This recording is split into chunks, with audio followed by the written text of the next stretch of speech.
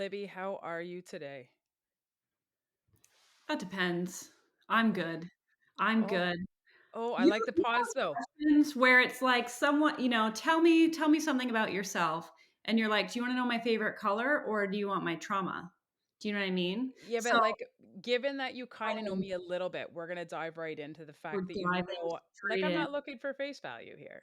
Like, Right. when I ask how How you am I? are, I really want to know. I'm gonna tell you how I am. Okay, I'm feeling mixed feelings, okay? why? I wrote a journal. I don't know why I decided I could do that, but I launched it today and I'm feeling like like a vulnerability hangover. That's Okay, how so I'm we're feeling. doing therapy today. Yeah, I'm I like feeling a it. vulnerability hangover of like this voice being like, "Who are you to do such things with your life?" But then the other side being like, "Yay, so exciting!" So I'm feeling a mixed feelings today. How are you, Kendra? You know what? I'm so wishing right now that I could do something other than draw a stick man, so I could draw in the people that were just on both of your shoulders. Like I visualized it. I feel like there's an opportunity here for me that I'm missing out on. Right.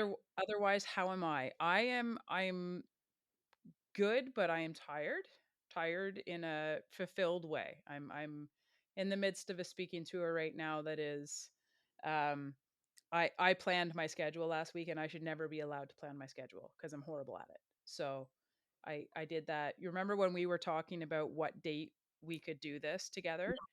And it was actually it was humorous because we did this back and forth and I was like, okay, well, I'm trying to only do podcasts on Tuesdays and Wednesdays, to which you said, I'm trying not to do podcasts except for only on Thursdays. yeah. And then I think it was like you were doing one a week and you already had one booked, and Yeah. we c- we And c- yeah, we contemplated like crushing your boundaries and or yours. or It was mine. one or the other. It was like, whose boundaries do we crush? And I was like, this stuff usually goes through my assistant. And you were like, this stuff usually goes through my people.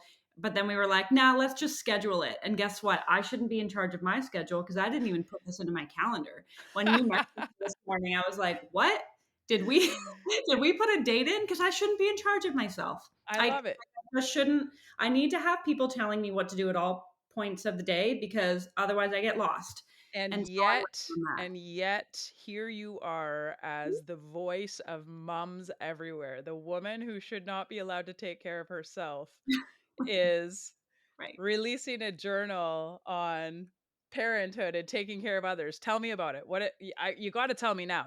Oh, You've mentioned it, and now I want vulnerable and excitement. I want it all. I mean, it's the Honest Mom Journal, kind of named after me, based on like, just be honest. Just be honest. If you have slept like crap for months, like, why are you having such high expectations on yourself? So it's a guided journal, basically. The Honest Mom Journal, the struggling mom's guide to struggling less. So I'm not into like 5 steps to making your life perfect. I'm into like, let's try and not be as much of a disaster tomorrow as we were today. And so it's kind of just a guided journal to like, prompt your brain into not being so mean to yourself and giving yourself a little bit more grace and prioritizing your time. And honestly, you don't even have to be a mom to use it. I just happen to be a mom with a lot of moms who listen to me, but it could literally be for anyone setting realistic expectations and not being so mean to themselves.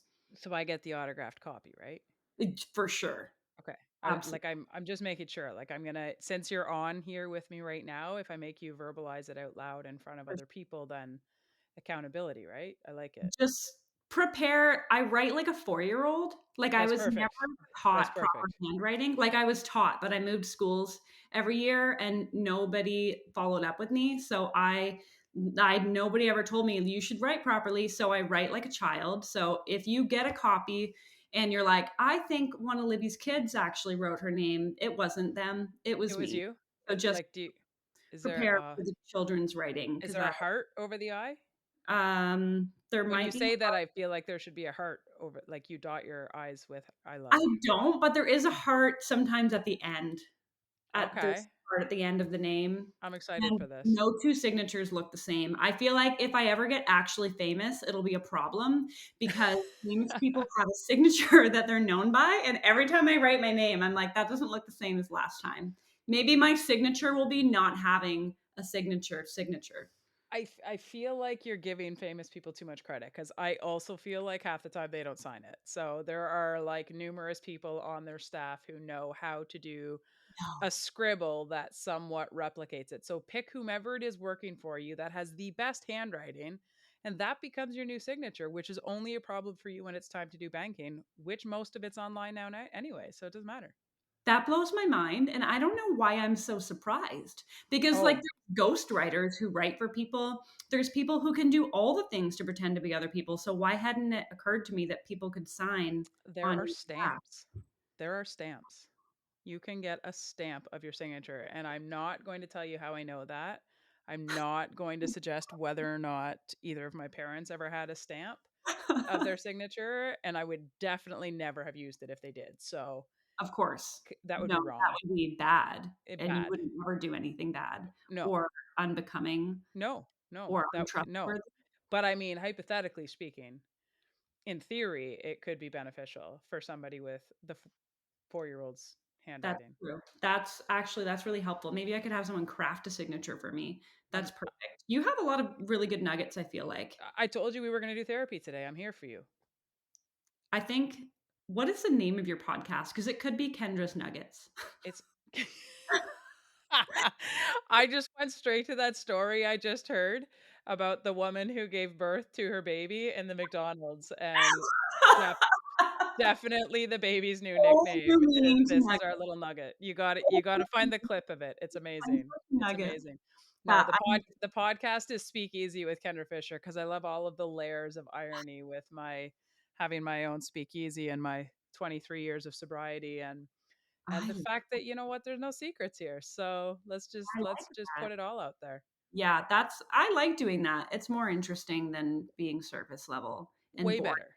and Way saying better. what everybody else is saying that you're like, "Nah, no, that's it's a waste of my time to be surface level, honestly." I'm like, I only have so much time and energy. So if I'm gonna spend it speaking to other humans or being around other humans, I want it to be authentic. Like either Well, I want to be alone or I want to talk about real stuff.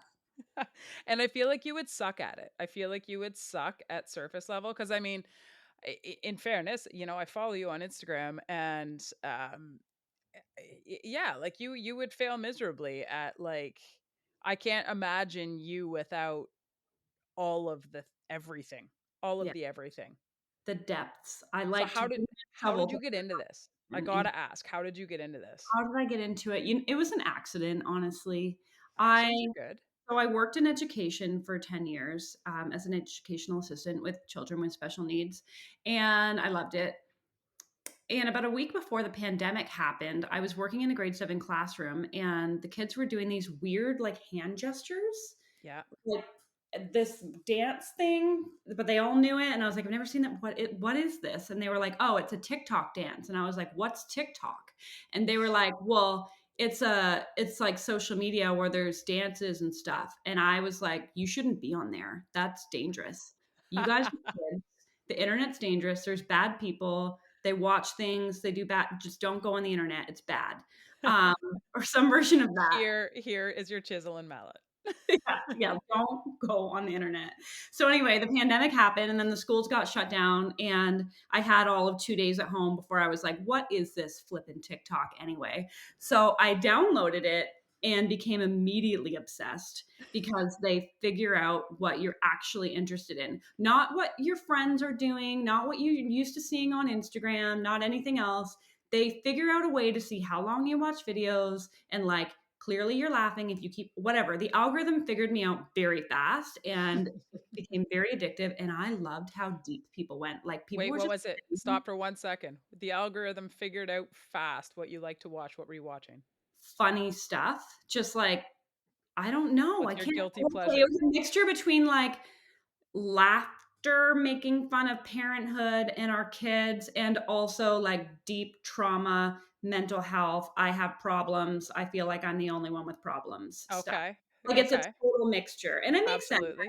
When you go through stuff, you usually become kind of funny and like funny stuff because it's coping, right? So Yeah. it was a real mixture between like I'm laughing and crying and all the feelings. And I loved it because I've always wanted to like go deep and talk about real stuff, but I felt like I was surrounded by people who just wanted surface level. So I fell in love with TikTok and realized it Okay. wasn't just dancing teenagers, not my algorithm anyway. Um, and so I was only like 2 weeks after I joined, I was like, I'm going to make a video. I guess everyone can do this. And so I did. And I went viral like in my first week or two. And then I just kept making videos and rode the high of going viral without any concept of what would happen, Yeah. or what a platform was. So anyway, my platform grew. And a few months later, somebody called me an influencer. And I literally Googled, what is an influencer? Like, what is the content? What have I I've never done? heard of it. Like, I was just making videos about like parenthood and being a disaster and generational trauma. And so, yeah, that's how I started on TikTok. Then I moved over to Instagram, and the rest is kind of history. Boring Yeah. stuff, making videos, people saying, "Hey, no one said that before," and me being like, "Well, I say it. Stay." Today. That's pretty much how it goes. So it's something I want to touch on because I love it. And because you started this whole thing with, okay, I got to touch on two things. Okay. So I'm going to touch on this first and I have to because it's killing me because you're all about like embracing the like I'm doing my best here. I'm doing and that's a great thing. Does it at all do anything to you that the picture on the wall behind you is crooked? And I only ask because, like, my OCD, like, I'm trying to reach through your screen with my mind. Okay, this is good for me. No, no, no, this is good for me. Want me to Let's. leave it? Oh yeah, yeah, yeah. I Yeah. love it. This is like a challenge. This is exposure therapy for me. That's my husband. It's interesting that you say that. So I'm first of all, I'm very sorry. If it gets too much, Don't be sorry at all. I love it. I I can absolutely love it. or I could close the door as well. That's kind of bothering me that the closet door is now that you mention it. It doesn't bother me. Things I like this love it. bother my husband, and then it bothers him that it doesn't bother me. Oh no, it doesn't bother me that doesn't bother you. It intrigues me. It intrigues me the things that we latch onto that are like, oh yeah, exposure therapy is the best. So Yeah. now going back to the stuff that actually matters, because that's just my own little quirks there. Um, you said your initial response to kids, rightfully so. Don't go on the internet. Big scary place, Yeah. horrible stuff. And then you said that you got on TikTok and you started riding the high of going viral. Mm, And at any part did that become a negative for you? At any point did that kind of cycle of chasing that next viral video because I think we do see that from a mental health perspective, especially yeah, you're in such a unique world being an influencer and being somebody who is being sought after and many people would want to emulate that. What are your thoughts on that? Like did it ever become something that was like, okay, this is not good for me? absolutely. And I where It did you was go with that? probably my second viral video. Yeah. So when you go viral, it literally is a roller coaster of like, oh, it's taking off. Oh, that's so cool. Oh, it's helping people. Oh, it's reaching the right people. And then you get to the peak. And then that's when it starts hitting not your target audience as well. Okay. So once you hit the peak, then all the people who your content is not meant for start commenting horrendous things about you Okay. that they don't Okay. know really about you. And Yeah. then the ride down is just as hard Yeah. as the goodness of the ride up. Okay. And so I actually don't like going viral now. I Okay. prefer just to reach my target audience and reach my followers and maybe a few more. It got to a point where I then would so then there's the viral ones, but then any videos you post after a viral video, you have this thought of like, well, if it's not going viral, everyone hates me. It's like this like Yeah. negative, like, oh, I'm not good enough. Yeah. People don't like it. It's not doing like so then there's that negative, and so Yeah. then you're looking for the next viral hit. And so that was me probably for 4 or 5 months. Okay. And I love TikTok, and I love the authenticity of it, and I loved reaching people and all that stuff, but the negative started to become too much. Yep. So, I had joined in March, and in September, I said, "That's it. I'm leaving. I'm leaving TikTok. I'm never coming back." I think I had Yep. 100,000 followers, and I deleted my account, and I left. And at that Okay. time, I was called Diary of a Weird Mom because 'cause I'm a weirdo. And so I left TikTok, and I was like, "I'm never going back. I'm not doing it. It's destroying my life." And that lasted about 3 weeks, and, it was a very long time, Yeah. but in that time, I really had to get honest about why I was on the platform, what Okay. my purpose was, where my value and my worth were, and how I was going to set boundaries in my time and my life and my mentality around how I let my content and how it performed affect my ability to function or Mhm. be well in my Mhm. brain. So I went back onto TikTok. I changed my name to Diary of an Honest Mom, and my content shifted a little bit. I did less funny content. I still do funny content, but it was more funny before that. And I started to make content more with a purpose and Okay. also without this chasing viral videos and then feeling awful about myself afterwards. And that's not to say I beat it now. Like there still is like there's so many emotions that come with being a content creator, and especially as your platform grows, what people think or don't say or respond to or don't respond to. Yeah. It's not easy, but I really had to take that time away to be like, why am I doing this? What Yep. is the point of having a platform? What is the point of using my voice? Why did I share that vulnerable story? Was it for attention and sympathy, or was it to connect with people and help them to better themselves or help them know they're not alone and take the next step in their mental health journey? Is it Yeah. about me, or is it about what I'm trying to do in the world? Yeah. And so now when I make content, whether it's vulnerable or funny or whatever it is, I have to go through this checklist of, every time you post something vulnerable, it's a risk factor. And do the risks outweigh the benefits, or do the benefits outweigh the risks? And am I okay with anything negative that comes with it? And if I'm not, I don't post it. Yeah. Yeah. And the same Absolutely. happens when there's like hard topics, like different political topics, different things happening in the world. There's a lot of pressure where people say, oh, well, if you're not saying anything, then you're obviously standing with the oppressor, or, Yeah. pressure to have a statement on absolutely everything. And then no matter what you say, people disagree with it. And that's exhausting. But I apply the same logic to it. I think, what is the purpose of me pointing or Mhm. posting? Am Mhm. I posting so that I can join the droves of people saying the same thing and I can be seen as being in a line with what is the right thing to say? Or am I posting because this is what I stand for and I want to spread the word on this?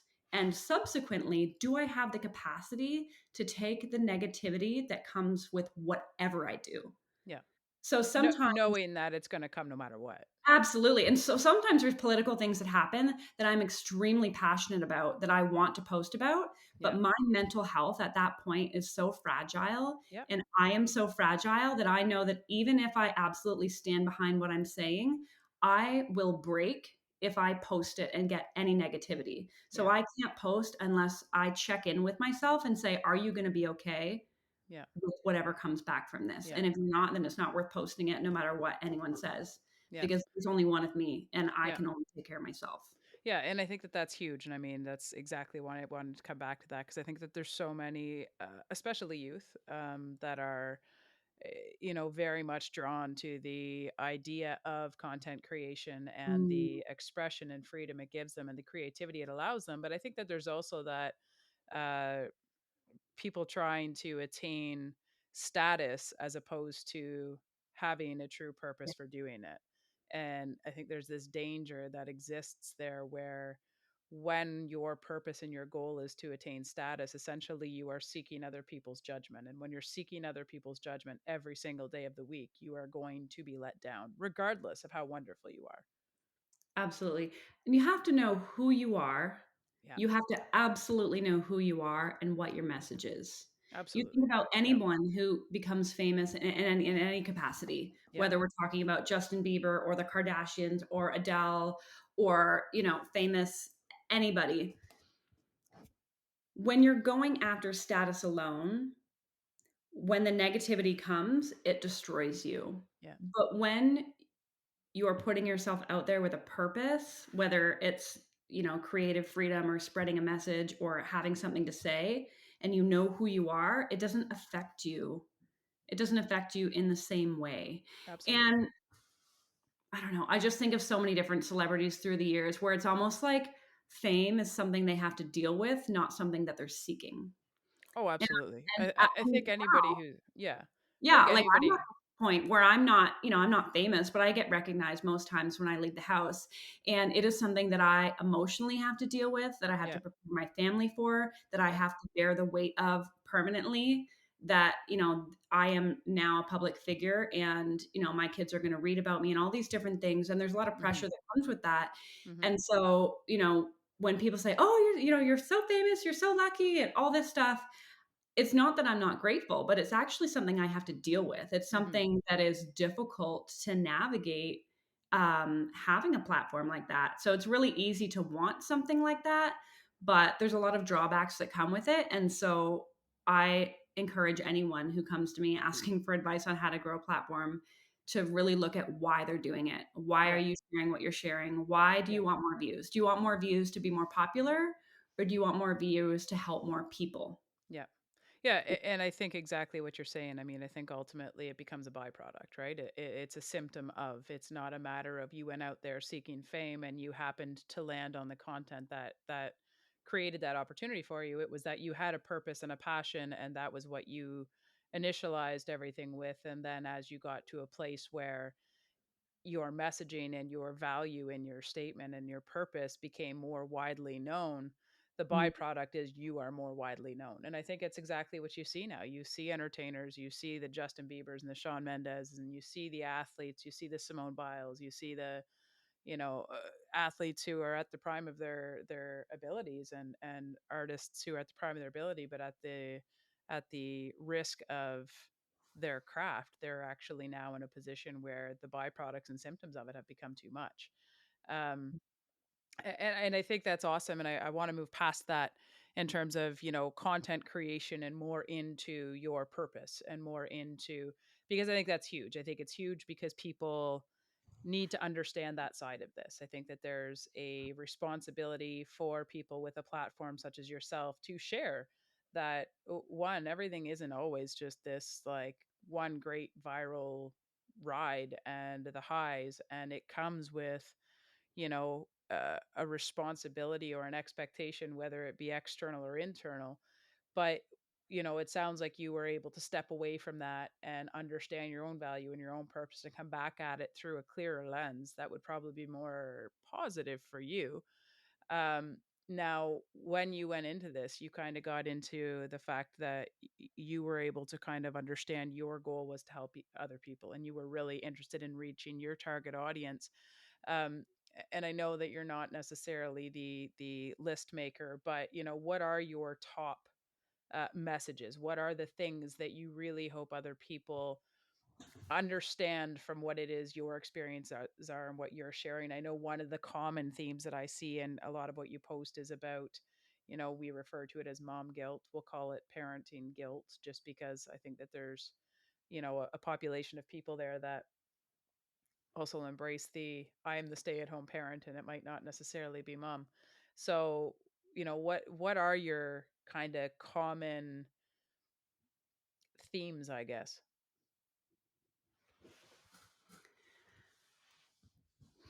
My common my goal, all in all, is to validate, encourage, and empower women for the most part. It's Absolutely. sometimes men, Yep. and honestly, it's more women than it is moms. I have a lot of Yes. people who follow me Yes. who aren't moms. They just happen to be women who struggle with a lot of the same things that I Yep. struggle with, whether Yep. it's guilt, comparison, mental health, setting ourselves unrealistic expectations, perfectionism, people pleasing, not having boundaries, living our lives based on what we think other people want us to do versus Mhm. what we actually want to do, valuing other people's physical, emotional, relational needs more than we, you know, value our own. And so I really want to validate women's struggles and let them know they're not the only ones. It still blows my mind to this day how many people will message me and say, "You're the first person who's, validated that this is a real thing. I thought I was the only one." Yeah. So I want to let people know they're not alone, but not just leave them there. I want to Yeah. encourage them and then also empower them to make changes, to actually Yeah. set up boundaries, to Yeah. say no, to say that doesn't work for me, to say I'm not interested. Um, I have struggled myself a lot in different, in a codependent relationship with a parent, in friendships, giving in to what I thought they wanted me to be, as a mother, feeling like I needed to look a certain way or act a certain way to be like others. And I've been on this journey of, being obsessed with self-help books where I finally, Brené Brown, if anyone's listening who hasn't read Brené Brown, read all of her books. Realizing that perfectionism isn't the way, that there isn't one way to belong, that we all belong, and that I have one life and I don't want to spend it doing what I think everybody else wants me to do, because either way, someone's going to be disappointed. So why not make myself happy at the same time as disappointing people? Because they're going to be disappointed either way. Yeah.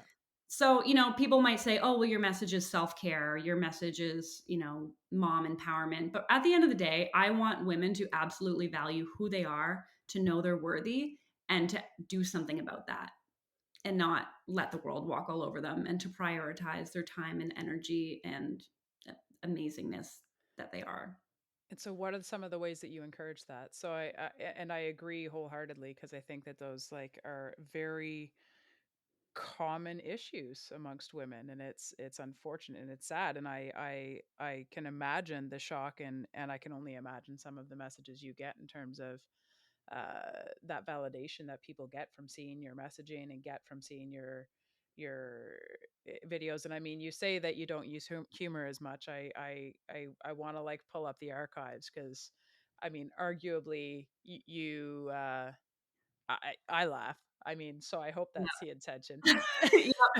Yeah, I do it on purpose. I Yeah, do it on purpose. You can't just talk about hard things all the time. It gets too heavy. So I like to I mix agree. humor. I like to mix humor in with it to really like break up the tension of talking about hard things and actually open the door to talking about it instead Yeah, of shoving it in a closet, using humor as a coping mechanism where you actually don't deal with the hard things. I'm Let's guilty of use that humor all the time. and hard things Yeah. at the same time. I get it. I get it in concept, and it's funny because I mean I've been dealing with psychologists and mental health now for more than half my life, and it still amazes me every once in a while how you hit those like walls where you're like, oh crap, like I have effectively managed to dodge this piece um for Yeah, over 20 years now of therapy, and I mean I'm proud of myself for manipulating my situations in a way that have allowed me to do it. But then it's like I'm also somebody who, as soon as I finally identify it, I'm like, oh well, crap, now I got to do this. So right. how do you encourage that? How do you, women come to you and it's these barriers, and there's a lot. I mean, you just listed a lot of things that women struggle with, whether it be equity, whether it be guilt, whether it be expectations and judgment.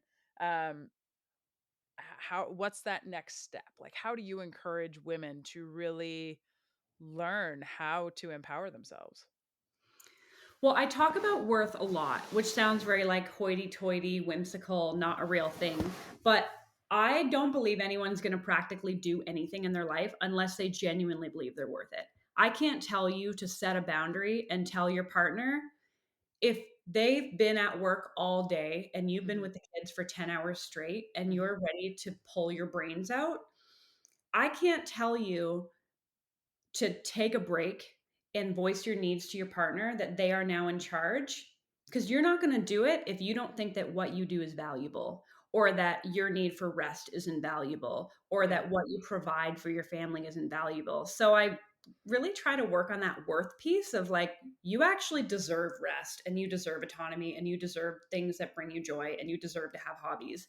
And so the whole idea is, if you believe that, then you're actually going to do those practical things, like yeah, setting boundaries, like saying, I'm going to get a hobby. I'm actually going to leave the house and go do yoga, or I'm yeah, going to go for a walk, or I'm going to do yeah. these things. And they sound like such small acts, but I am amazed at the number of women who tell me that they don't remember the last time they left the house without their children. I am I believe amazed it. at the I number of women who cannot go to bed without a perfectly clean house, to the point that, and maybe you're one of these people looking at the frame, I don't know, but to the Oh, point no, that's not a cleanliness thing for me, that's okay, just all like right, a all right. compulsive thing. Where like they literally are running themselves ragged and they cannot see a way through to not feel absolutely exhausted every single day. So I encourage, leave the house messy. Mhm. Invite people over to your messy house. People who say, I don't remember the last time I had a friend. I don't Mhm. have time for friends, or I Yeah. can't have them over because my house is imperfect, or because my children aren't perfect, or because of XYZ. And they're desperate for friendship and connection, Yeah. but they cannot get past their perfectionism in order to make those friends. Yeah. And so, I really encourage people to lower their standards. Lower your standards on the things that aren't that important right now. If See, you're in a it's season of I parenthood where everything's chaos, let go of some things, because by holding on to them, you think by being in more control, you're going to have more peace. But the more you hold on to trying to control absolutely everything, the more it steals your peace. yeah. So I'm gonna play devil's advocate here, and I'm gonna step in it so hard, and I'm Do gonna it. step in it so hard because I'll be honest, my introduction to who you were came from my wife, and Okay. my wife is the stay-at-home parent in our house. So I'm on the other side. I'm on the other side of that messaging of I know, and this is funny, right? Because there's a certain aspect of this where it's like right away you deferred to is it a cleanly and maybe I'm like that or but I'm the other person like I'm the enemy in this conversation because I'm the one who you posted the other day something about you know telling your partners to not expect you to do all the shopping for them and everything else and I'm laughing because I'm like but what do you mean like what do you Right. mean you're not going to do all the shopping because you're better at it than I am? Um, and it's funny because I get stuck in these conversations because from a female perspective, I Mm, understand the inequities. I understand the self judgment and the judgment from the outside and I understand all those concepts and all those pieces as a woman would. But I don't necessarily have the same viewpoint when it comes to things like, okay, I've been home with the kids for 10 days, or sorry, for 10 hours straight. And you're coming home after working all day and you just want to hand them off. And you just want to hand them to me and be like, I need time. And the argument back is, but so do I. And so do I need to mm, find that and where does that conflicting boundary leave you and I mean there's no failure on my behalf to recognize the worth of what my wife does. There's none whatsoever. Like when she goes out for the day and takes a day for herself, which is rare, but we do make sure it happens. But let's say she goes out, takes a day for herself. By the time she gets back, I'm like, that was like working a year in 10 days, leaving me alone with the boys. like like you need to take them back because they're not better off with me. Um, but so how do you do that? How do you navigate that conversation? How does she come to me in a way that is good for her to set that boundary? mm. And how do I, as somebody who maybe doesn't fully appreciate it, because I see your content and I hear your message and I value it, and I don't, it's not like I don't trust it when my wife says it, but how do we find ways to support women in that space and give them the empowerment as a partner to be Right. able to verbalize to me, look, I need to do this and I need this from you. And how do I then, like, where's that? There's got to be so much gray area here. There is so much, and it's so nuanced. And honestly, one of the struggles with short form video is you can't go into the nuance. That's why Yeah. I love podcasts, Yeah. because you can pull it apart and look at all the different pieces. It's not just a matter of, the partner who works outside of the home is the worst, and the one who stays home is the best, and the one who works outside the home doesn't understand it. Like, it's not And black and it's white so like commonly how it that. comes out, though. Yeah, yes, absolutely, because it's so hard to Yeah. make content short form that covers all the nuance, which is why I write captions that are 5 times too long and spend an hour trying to shorten them, because I'm trying to share those pieces. So, to answer your question, it you have to have a foundation of mutual respect. Yeah. And the thing is, with you and your partner, it sounds like you have that mutual respect. You value what she does, and maybe you don't understand it fully, but you Oh, I value couldn't. what she I does. couldn't. Yeah. And you're open to hearing about it, and you're open to talking about it. And there are a lot of women in partnerships where the patriarchy is so strong Yeah. that they and their partners genuinely value the income earning or the out of the house partner's time and work more than the one who's at home. And when that imbalance happens, Mhm. the they're, I'm going to say husbands because it is generally the men that I'm hearing in my DMs coming home to their partners saying, "Your job is easy. Why do you need a break? Your whole life is a break." Things like this. And so they genuinely don't value what they're doing. So you need to actually have that genuine respect for one another. And then the ideal situation is you have an open conversation beforehand. So it's Yeah. not just a matter of you're coming in the door and she's like, "I got to go." Yeah. It's where you're having that conversation saying, "How are we gonna share the load at home so that you get time for rest and autonomy Yeah. and I get time for rest and autonomy?" Yeah. And when you have a plan, maybe the absolute worst time for you to give her a break is the moment you walk in the door. Maybe that is when you need to go and be absolutely silent.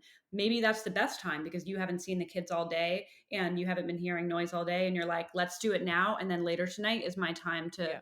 So it's about actually communicating about it ahead of time so that you Yeah. actually have a plan because there's nothing worse than not knowing if you're going to get a break. It's like, okay, you Mhm. just come home, we've got Mhm. to do dinner. I don't know if I'm going to get a break. Knowing a break is coming is going to help me be more relaxed. Not knowing what's going to happen makes me feel like I need to just keep going and it's overwhelming. Yeah. Have you read or heard of the book Fair Play Life?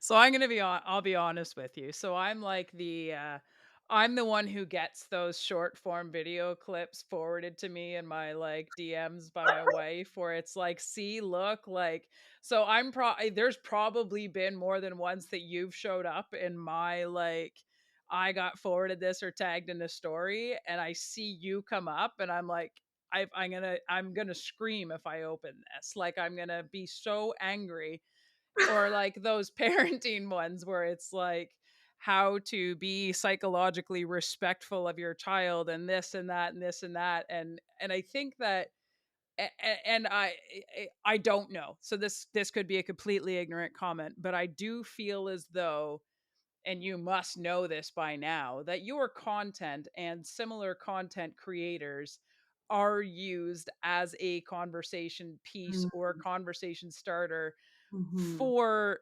people in similar situations to start those with their partners.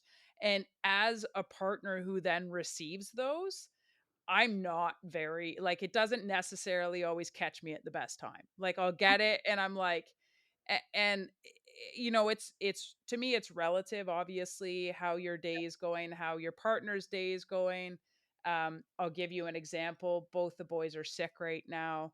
Um my I also was just I just spent a week in BC on a speaking tour, so my wife's at her limit right now. Right. Um I'm also at my limit because doing a speaking tour in BC for a week, there was no my schedule wasn't I wasn't sightseeing, there was no visiting spectacular places in BC. It was I had 5 engagements in 3 days. I flew out, I flew back. Like so I'm also gassed. Yeah. And so today the conversation was had and she said, I can I go to the one of a kind show? Like, can I call a friend and go to the one of a kind show? Instead of us all going as a family, can I just go with my friend tonight or tomorrow night? And I thought about it and you're bang on the whole like plan it for the best possible time. And my request back was, do you think you could do that tomorrow night instead of tonight? Because I'm Right. not quite back to a place where I'm prepared to deal with two sick boys without you because you're way better at it. Like Right. and in fairness, my boys when they're sick, they're gonna ask for her. Right. 100%. They're gonna ask for her. If Because she's the they one that's with them most of the time. She knows all the exactly nuance of their needs. 100%. Yeah. And I mean, we our youngest is diabetic, so there's an extra load of Yeah. chronic health need. Um, but I mean, I don't feel like I fail in saying that. I don't feel like I fail in being like, not tonight, but tomorrow night, absolutely. But then there's so many times on the flip side where you get the short form version of whatever it is you're communicating to your followers, and then that Mm. gets used as a conversation piece. And I'm angry. Like, I'm like, no, no, no, no. I don't care what the Diary of an Honest Mom has to say today because she didn't have my day. She doesn't know that I just spent all day doing, I mean, in my other life, also as a firefighter, I'm coming off shift I Yes. might not be ready for you to just hand me my kids, but it's not because I don't value you and what you're doing.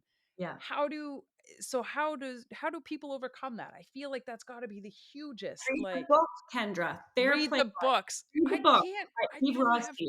Can Okay, you so give me the, like, this Cole's is my notes? weekly book. I don't have time. I don't have time. Most of my content is cold notes from it, to be honest with you. Okay. Um, Okay. that's why I read the books. I don't have time to read them. Like I literally, people think I'm just a stay-at-home mom making videos. Yeah, I'm like, like so many. I don't have. So I listen to books when I'm walking, driving, whatever. Anyway, I like even it. he wrote a book on Fair Play Life, which is all about the division of labor in the home Okay. and valuing one another's time. So it's not about money earning. It's about like we all have the exact same amount of time. Your time is valuable. My time is valuable. I need rest. You need rest. I need autonomy, blah, Yeah. blah, blah, all the things. So she breaks down these different concepts and then she actually gives you tools for how to split things fairly, depending on your situation. Okay. So you can get these cards, literally, they're cards that list out everything it takes to run a home. Like Okay. every single, like booking appointment, booking or taking kids to hockey, buying school clothes, meal planning, laundry, Yeah. all the things. And so you get these cards and you essentially split them up as to like who's doing it right now. And then you Okay. have this conversation around what is a fair way, because it's not supposed to be 50, Yeah. depending on your work scenario, it's not going to be 50-50. It's going to Yep. be what's the fairest way to split them so that we both get rest time, so that we Yep. both get autonomy. Yep. And then you split them and then you are in charge of your card from conception to execution. So let's say you are in charge of laundry. You have to be the one to keep track of when the laundry needs to be done, Yep. what goes it in the dryer or not in the dryer, if we need clothes for this or that, like you're in charge of all the things. So no one's reminding you to do it. You are in charge of like the conception of like, okay, we're going to do it today to like finishing it out. And so then you split the card. So it's not a matter of like one partner has the list of everything that needs to be done. And then that partner just delegates whenever Yeah. they're feeling overwhelmed. It's like, no, Yeah. you hold these cards. I hold these cards, then we do them, and then we continually reassess, does this feel fair? So Okay. that you're both getting that time alone. And I Where's this think from? the Who's the reason author? pardon? Who's this Eve from? Rod Eve Rodsky. Okay. Eve Rodsky, Fair Play Life. It's amazing. So it's like a book, but then you can also buy the cards as well. So it's like a Do I physical have to read the book to use the cards? I don't think that you do, honestly. And there will be a cold notes version.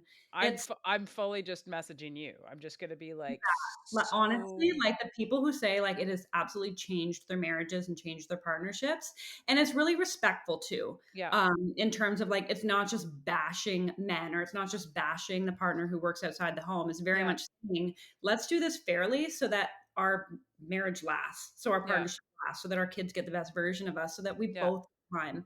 And the content I make, of course, is directed at one type of audience.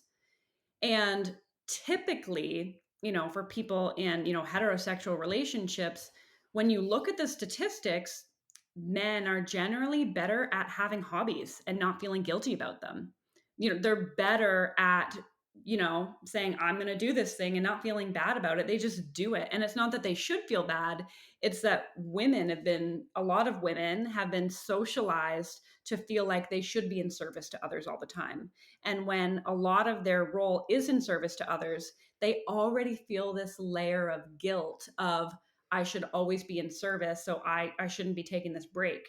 Mhm. So when they're not empowered to go and take a break or to have a life, then it's not even worth it for them to do it because they feel too bad about it. So it's so interesting talking to you because, Well, there's these cis relationships which have yeah. a certain dynamic. Yeah. And then there's, So it's all these funny. different partners. So there's all the different layers, right? And you have an openness to learning about it.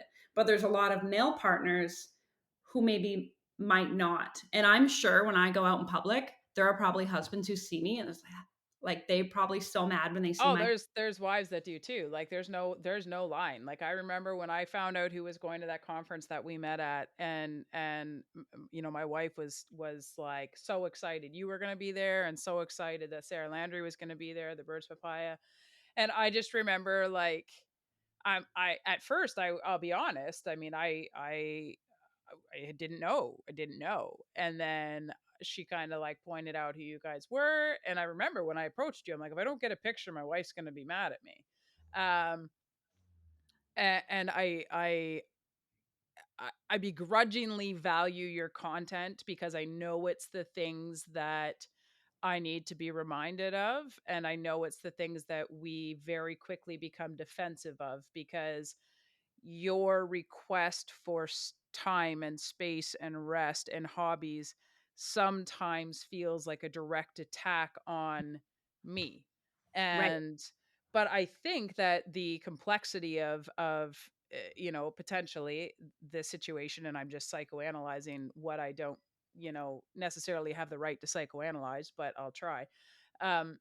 Is the fact that because I am also a woman, I think I also carry a lot of that uh, innate expectation to be available to others. And, mm, so, I go to BC and I'm sitting there and I'm panicked. And in fairness, my wife is like, you should go out the night before. Like you're killing yourself here. You should go. And I'm like, I want to minimize the number of nights that I leave you alone with the kids because I feel horrible about doing it. right, But then I end up becoming like a complete yard sale by the time I'm back because now right, I've been up for like 22-hour days right. trying to minimize the time I'm away. And in reality, I have done nobody a service because I've come back completely useless to everybody anyway. Absolutely. So by And taking care of your needs yeah, and taking care of, like, what is my actual capacity, yeah, by doing that, it's actually in better service to your family yeah. because then you come back a little bit more whole, maybe not Yeah, but completely that would whole, like because require telling her she's right. And there's who, a speaking hangover. Like, I did oh, a speaking engagement a few weeks ago, and I got home and I was like, "I think I'm dying." Like, yeah, I felt like someone took a vacuum and, like, sucked yeah, all of my energy, yeah, all of it out.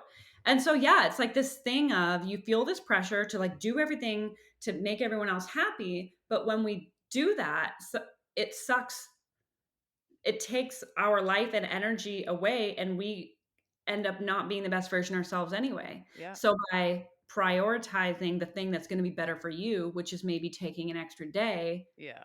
actually in service, but it doesn't feel like it in your brain. I'm not gonna tell her she's right.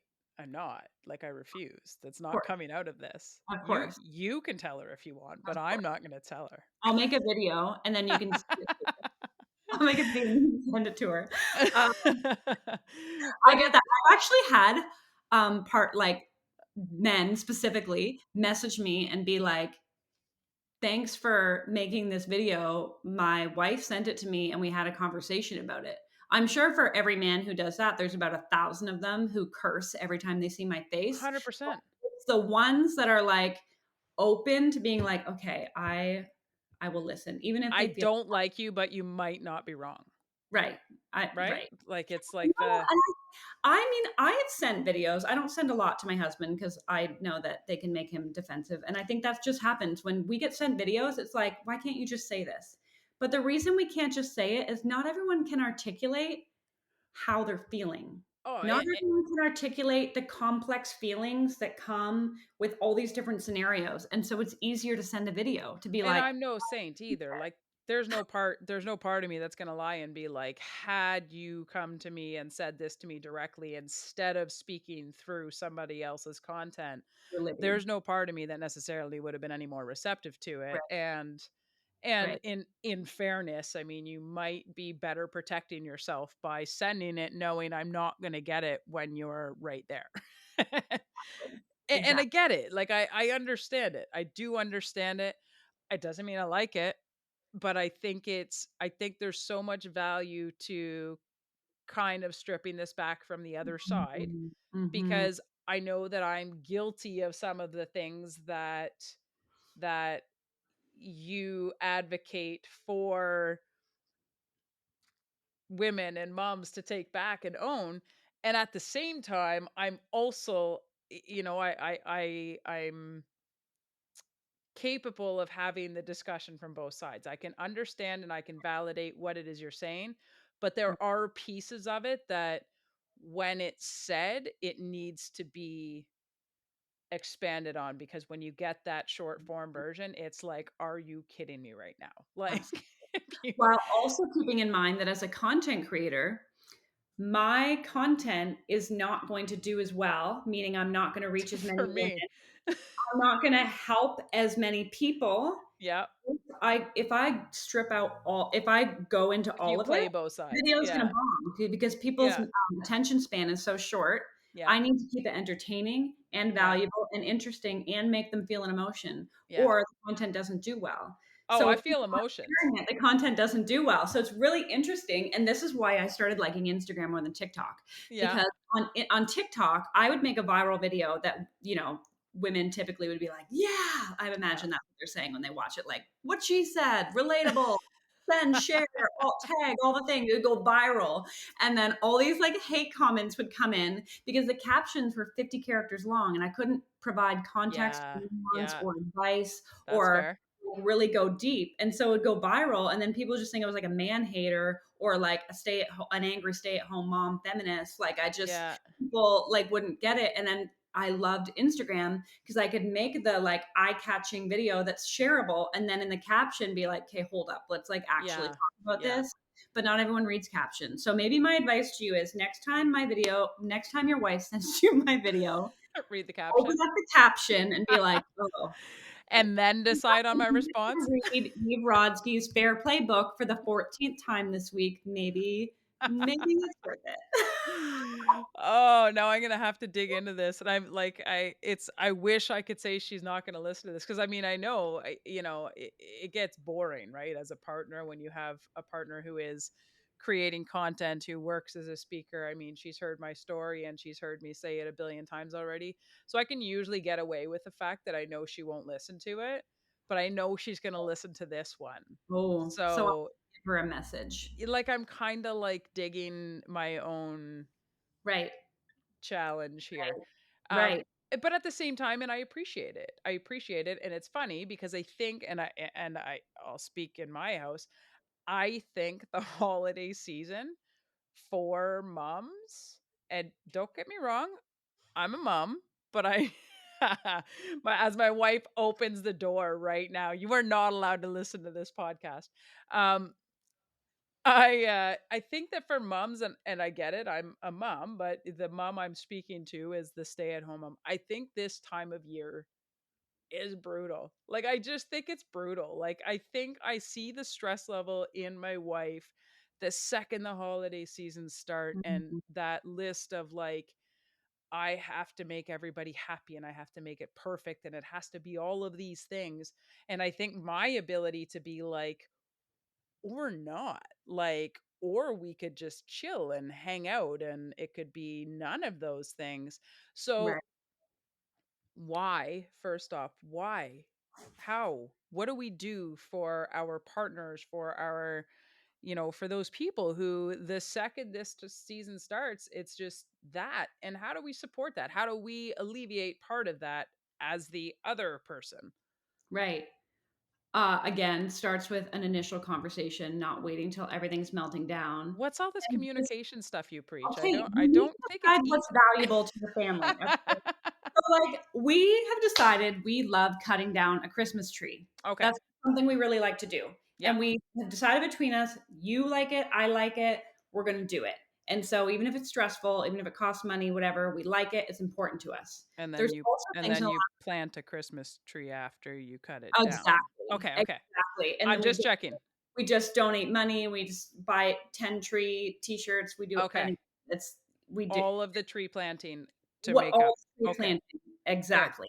And Good. we recycle anyway. So you decide what's actually important to you, Yep. Kendra, what's important to your partner. Yep. And there might be things where she's like, we absolutely need to have turkey on Christmas. And you're like, it doesn't matter. We could just flipping have, like, we could just order Chinese food. And she might be like, here's this really long story about why it's so important to me. And then you're going to come to a compromise and be like, okay, we'll do the turkey, but what else can give? Yeah. You actually have to, like, take something off the list and listen to why things are important to each other. Because last year, this is going to go really deep, and you're going to be like, "Wow, my I dad love died." it already. Oh So shit, I my dad don't. she loves it. So my dad died last year, I'm and it so was sorry. I can joke about it. That's how I deal. Um, it was like the catalyst for me being like, "Why the flip do I do X, Y, and Z?" Yeah. Why do I allow this person into my life? Why do I go to events where I am absolutely drained after being around that person simply because they are this label in my life? Yeah. And it was a catalyst for me being like, no, we're not doing that anymore. No, I'm not going to be the person who hosts Christmas dinner for every single person in our life. I don't want to do it. Yeah. And my dad dying forced me to look at like why I was doing certain things over the holidays and what actually mattered to me. Mhm. And my husband and I being like, why are we doing this thing? And so we took off a bunch of things that actually don't really matter and things that had been stealing my peace for years, but that I did just because I felt like I should do them. Yeah. Yeah. So then you both have to agree what is valuable, what do you actually want to do? And then the things you don't want to do, support each other in. So if Yeah. one of the things you don't want to do is be around Uncle Jeremy, who makes you want to stab your eyeballs with a fork, when one of you is like, I'm going to say no, the other partner has to be supportive in withholding those boundaries or supportive in sending that message. So if mom or whoever it is the one making all the plans, it is emotionally draining and exhausting Yeah. to be the one saying, no, we can't do that. Yes, we can do that. This is what little Johnny wants. This is what Susie wants. I'm going to tell you for the 45th time. Like, take the burden off of setting boundaries and communicating things. So it's not Yeah. just one person. So it's And bad for me in that moment to be like, "Well, she said we can't go yes, see Uncle." Okay, got it. Got it. yes, Don't don't do that. then Okay. she wants to stab your eyeballs out with a fork. I Because feel quite confidently that that might be all an urge on occasion anyway, right, so you already are feeling like, "Ugh, I don't wanna do this, whatever." And then when, like, the person you love the most is being like, "Well, you could do it, it's not that much," then you're like, "Oh, are we doing is this what's Exactly. happening right now?" Yeah. Yeah. So, like, last year I decided I don't wanna cook a turkey dinner on Christmas Day. I like cooking turkey. I like Christmas Day. I don't like them together because it makes me a basket case because I can't enjoy Christmas morning For because I'm sure. also That's cooking fair. turkey dinner. Yep. And I decided that I'm not doing that anymore. And Yep. I'm just not gonna do that. But I had to actually look at it and talk to my husband about like why are we doing what we're doing? Yep. And then I also, if there's things where I'm like, oh, we have to do this, and he's like, oh, it doesn't really matter. I need to make a good enough case for like, even though this thing stresses me out, this is why it's important to do it. And if Yep. I can't make a good case for like, we have to buy this number of stocking stuffers and we have to do this tradition and we have to make this gingerbread house. If I don't have a good case for it, then it goes off the list Yep. because there's no point in me being a basket case and you supporting in me being a basket case while I do something that I don't even know why I'm doing it in the first place. Yep. So it's communication and it's lists and it's boundaries and supporting each other's boundaries. I don't, it's, yeah, it's a It's lot. It's it's so a stressful. lot, and it's just like this Stressful. fluid disaster of chaos, which is lovely. It is lovely, but I do Oh, find that it's don't avoid it. That's the thing. I think yeah. that's the thing that frustrates me and other women is when your partner knows you're stressed and they don't want you to be stressed, so they just avoid you and avoid the problem and avoid trying to find solutions because they just like don't want you more stressed out. They don't really want to deal with it. I'm not saying you do this, but Oh, it no, don't worry, it's okay. I'm leave gonna you edit alone. this part out so that Like, it's not leave shared. me alone. And meanwhile, it's getting worse because you're like, my partner doesn't even care that I'm melting down. My partner doesn't care that we've had McDonald's 7 nights in a row. What they don't care. And so it feels like emotionally they don't care about me when really that's not what it is, but it can feel like that. So it's almost like intentionally like going into the war zone, Mhm. solve the war. Yeah, I'm like clenching my teeth In right the now. war Can you see my jaw? you avoid the war zone, it brings more forks out. Like, it just makes us more mad. And it's like, just help me solve the problem. Oh, it's so funny, and I'll be honest, it is nice to hear it from somebody other than your partner because I think it's a really helpful way to kind of be brought back into some of those things that you can maybe approach without prompting, and then you don't quite feel like you're conceding and saying you're right 15 times a day, because then I can just be like, yeah, secretly that makes sense, and secretly I may be guilty of a few of the things that you might be suggesting right now, and I'm sure there are tactful ways for me to approach taking those on now without saying, maybe I was wrong.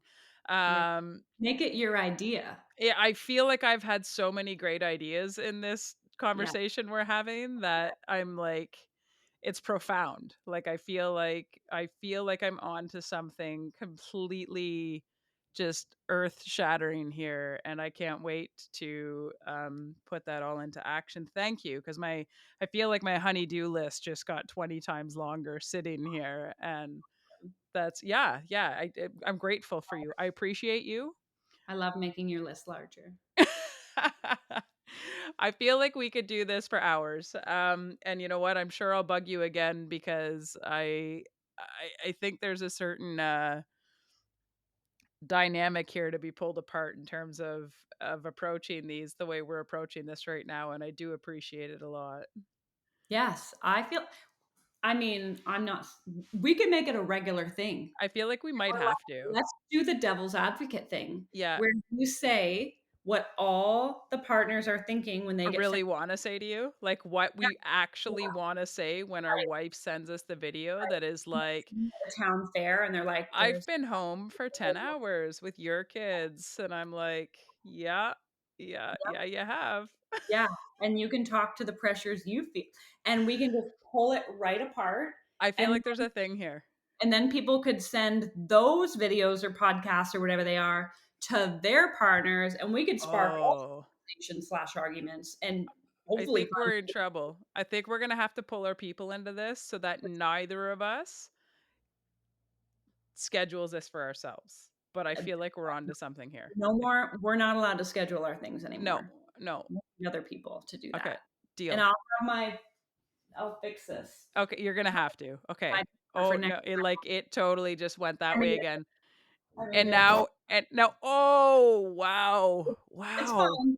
It didn't Now we fall. have to find out who in your house is holding the card that says, But it didn't fall. now we need to like find out who in your house is holding the card that says putting the painting back on the wall. Well, the nail I put there is still there, so I'll put it up there. The thing is, my husband carries the card if he wants it measured. But if we're just gonna eyeball it, then I I can Oh, do that. wow. I have a feeling that you and my wife would get along very well. I come Yeah. back and there's like Yeah. 15 different holes in the wall. Well, And because it's we like, get bored, that's the one I settled on. let's just hang pictures. Her and I will And hang now, out. and We'll now I have to fill all the holes that you just made in the wall. listen, I'm gonna come to your house. Her Yeah. and I can hang out all day. We'll She hang will have to clean before you hang come. out with the kids. I'll mess it. I'll tell her she's not allowed to clean, and then when you come home, you can take the kids, and her and I will leave, Uh-huh. or Uh-huh. I love this idea. I love or you this. guys can leave, and I'll what? No, I don't know. I don't know. No, peace out. Amazing. You know what? We will do this again soon. It has been amazing talking with you. I appreciate you sincerely. And I look forward to my 4-year-old autographed copy of your journal. Um, and hearing how the experience of this has played out for you. I think the vulnerability side of you is great, but you should definitely be excited about it because you might have an inclination on how to express what it is to be in certain situations in a way that could potentially be useful for somebody else to hear. I like the way Maybe. you worded that. I like the way you worded that. And when I send you a copy, I will also send you a copy of Fair Play Life The for you to cards, reference the the card. cards, the I'll send you cards. the cards and I'll send you the autographed copy, and then you can talk about your feelings with your wife and it'll be okay. And Uh, it's going to be fine. And then she is going to listen to this and it's fine. Thank you so and then she's gonna send it back to me. That's the most patronizing part. She's gonna like get a sound clip out of this and send that to me when I'm failing miserable. That's the worst. I'm That's telling like you, send me some what you want to say. I'll make a video. You can send her a done. video of me saying what you want to say. Done. I love it. I'm in. Amazing. Thank you so much for joining me today, and we'll do this again soon. You take care. Thanks, Kendra. Bye. Bye bye.